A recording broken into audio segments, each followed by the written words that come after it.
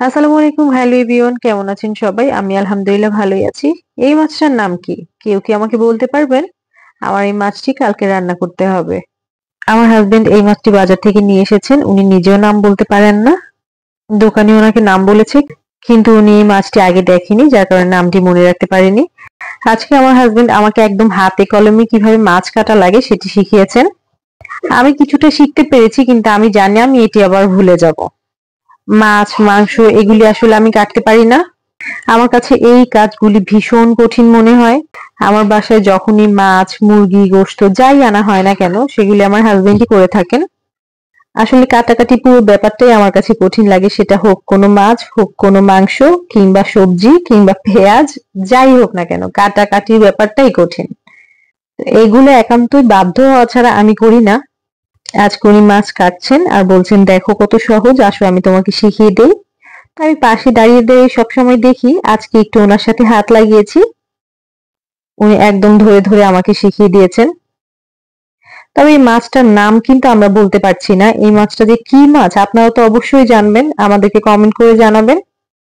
আর পারলে রেসিপি দিয়েও হেল্প করবেন। অবশ্য আমি কালকেই রান্না করে ফেলবো, আমি আমার মতো করব, আমার স্টাইলে করব। কিন্তু যদি আমি নামটা জানতাম তাহলে হয়তো ইউটিউব ঘেটে ঘেটে কিছু রেসিপি দেখতাম, তারপর নিজের মতো করে রান্না করতাম, যেটা আমি নর্মালি সবসময় করি। আমার মা, আমার শাশুড়ি, ইউটিউব এদের হেল্প নিয়ে আমি আমার মতো করে রান্না করি।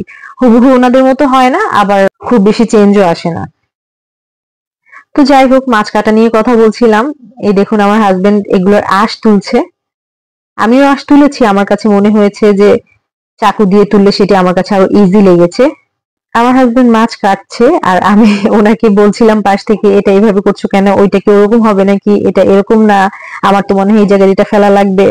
তখন উনি বলছে যে, মাছ কি তুমি কাটছো না আমি কাটছি? তোমাকে তো আমি কোনোদিন মাছ কাটতে দেখলাম না, তাহলে তুমি আমাকে কি শিখাচ্ছ? আসলে এটা আমি তো নিজে জানি না। আমি আম্মুকে দেখতাম মাঝে মাঝে মাছ কাটতে, বড় যে মাছগুলো থাকে সেগুলো আব্বু বাজার থেকে কেটে আনতো। ছোট মাছ আনলে আব্বু নিজে অনেক সময় কাটতে বসে পড়তো। আব্বুকে অনেক সময় দেখতাম আম্মুকে ভীষণ হেল্প করতেন। কখনো শাক কাটতে বসে পড়তেন, কখনো মাছ কাটতেন, কখনো সবজি কাটতেন। উনি এখন দুনিয়াতে নাই। আমরা আসলে আব্বুকে খুব মিস করি, সবাই মিস করে, যাদের বাবা বা যাদের মা পৃথিবীতে নাই। তাদের মতো অসহায় মানুষ মনে হয় পৃথিবীতে আর একটাও নাই। যাই হোক, আমি মাছ কাটা শিখে যাচ্ছি, একটু একটু করে শিখছি, সামনে আরো শিখবো। আমার হাসবেন্ড এই যে মাছের পেট থেকে এগুলো কি ডিম বের করছে। আমি যখন বললাম তুমি তো সব ডিম বের করে ফেলে দিচ্ছ, তখন বলে, আরে পাগলি, এটা হচ্ছে ময়লা, এগুলা ডিম না। আসলে কি এগুলি ময়লা আপনারা বলতে পারবেন? পেটের ভেতর থেকে তো চাপ দিয়ে উনি সবই বের করে ফেলছেন। এই যে দেখুন, কিচ্ছু কিন্তু বাকি নেই, পেটের ভিতর থেকে চাপ দিয়ে বের করে ফেলছেন। উনি নিজেও যদিও এই মাছটির নাম জানেন না, কিন্তু রেগুলার অন্যান্য মাছ তো উনি কাটেন, সেভাবে করে চিন্তা করে উনি করেছেন। আমার মনে হয় ঠিকঠাকই হয়েছে। বাট পেটের ভিতরে এগুলি কি সবই ময়লা? এত ময়লা কেন থাকবে?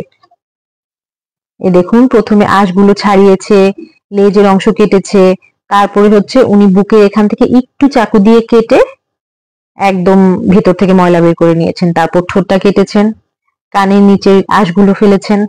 এই যে দেখুন, আমাকে দেখিয়ে দিচ্ছেন, আমি চেষ্টা করছি। এই যে চাকু দিয়ে আমার কাছে ইজি মনে হয়েছে আঁশগুলো যাওয়ার জন্য।